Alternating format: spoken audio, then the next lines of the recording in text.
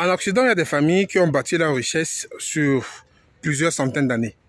C'est-à-dire que les aïeuls ont commencé, les arrière-grands-parents ont pris, les grands-parents ont pris, les parents ont suivi. Aujourd'hui, c'est les enfants qui sont aux commandes. Et les enfants ont passé à leurs enfants. On prend le cas des familles Rothschild, les Bettencourt. Ce sont des richesses qui sont construites sur des centaines d'années avec une transmission de patrimoine de génération en génération. Et même parfois, lorsque c'est des entreprises industrielles, lorsque le père ou le grand-père souhaitait passer la main à celui qu'il avait choisi, à celui qu'il avait pris pour mettre aux commandes, il se faisait toujours encadrer par la garde rapprochée du papa.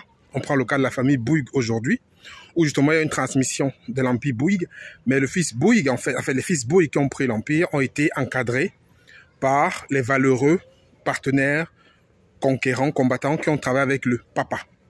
Donc il y a un encadrement pour la transmission de patrimoine, transmission de richesse, transmission de savoir entre les générations.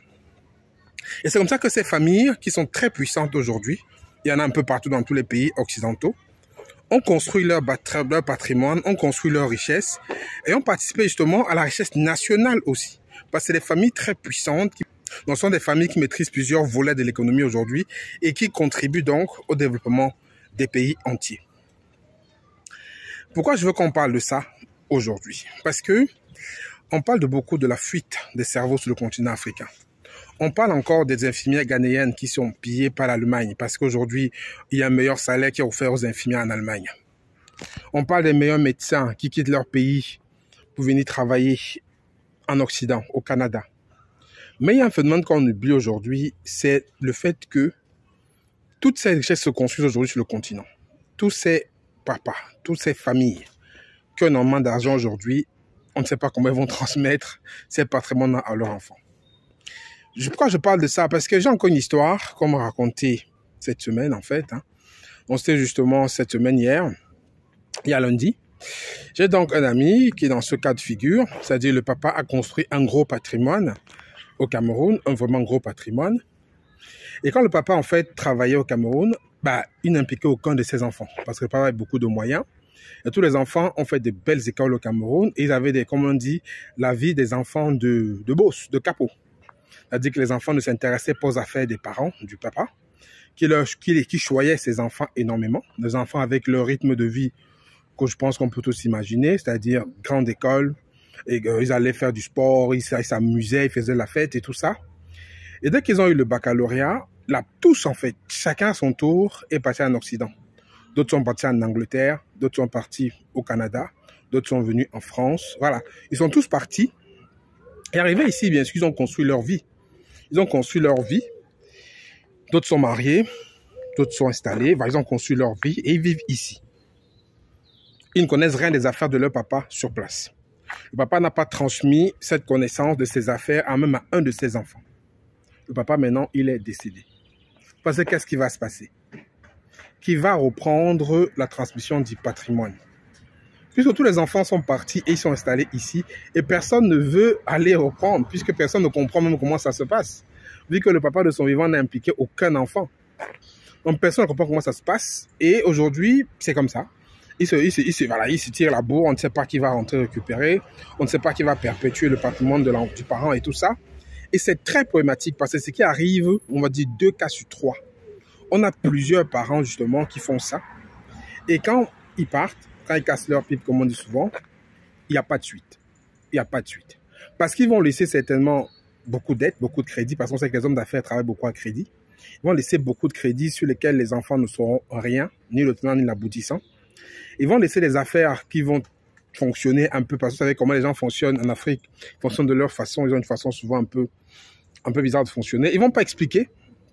Et quand ils vont partir, donc justement, même si un enfant vient reprendre ça comme ça, sans qu'il n'ait été formé à tout ça, ça ne va pas durer. Ça ne va pas durer. C'est comme ça qu'on va voir les saisies des biens du papa. On va voir les banques qui vont venir saisir la maison, saisir les immeubles, parce que justement, il n'y a pas eu de transmission du patrimoine, de transmission de richesse. Des histoires comme ça, j'en entends presque tous les jours. Il y en a tout le temps. Alors qu'on peut bien s'organiser pour qu'il y ait cette transmission de richesse-là. Pour que les parents, lorsqu'ils veulent exactement créer un patrimoine pour que ça dure un patrimoine pour qu'il soit transmis à leurs enfants, il faut préparer ça en fait. Il faut préparer ça pour que lorsque les parents partent, parce que tout le monde amène à partir de cette ère, qu'il y ait un enfant qui reprenne. Et même aussi derrière, l'enfant ne doit pas reprendre n'importe quelle façon. L'enfant doit reprendre en étant encadré. L'enfant doit être préparé. En fait, celui qui a été désigné, ou celle, ou celui, peu importe, doit être encadré. Parce que généralement aussi, ce qu'on voit, c'est qu'il y a des enfants aussi qui débarquent comme ça, qui prennent les biens de leur papa, de leur famille, pour pouvoir essayer de travailler avec, mais n'ont eu aucune formation. Ils arrivent en quelques années, ils dilapident tout, et après on repart de zéro.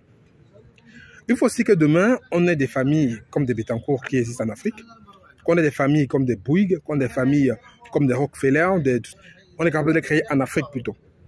Mais pour ça, il faut qu'on s'assure d'une transmission de la richesse, une transmission du patrimoine. Mais malheureusement, encore aujourd'hui, ce n'est pas le cas.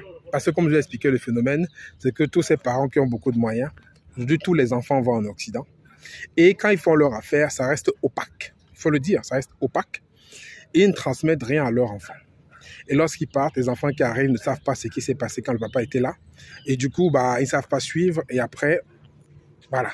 Après, ça tombe. Donc, c'est un peu un souci. Je ne sais pas ce que vous pensez de cette affaire-là. Est-ce que vous avez déjà eu autour de vous une famille qui a vécu un cas pareil, où tout s'est écoulé du jour au lendemain? Est-ce que vous avez déjà vu aussi notre famille où ça a bien marché, où le papa a su transmettre aux enfants et que ça a bien fonctionné? Moi, j'en connais peut-être un ou deux, mais pas plus. Est-ce qu'un parent peut organiser ça pour que ce soit fluide? Le président ne puisse pas, pour qu'il puisse construire quelque chose et que les enfants puissent justement prendre ça et continuer. Ça, c'est un vrai problème, parce qu'effectivement, ça ne sert à rien de construire sur une génération. On construit sur une génération, après on doit encore reprendre à zéro. On construit, après on reprend à zéro. Je ne dis pas que les enfants doivent compter sur les biens de leurs parents, mais la transmission de patrimoine est très importante. Et plusieurs familles occidentales se sont construites dessus, sur la transmission de patrimoine. Et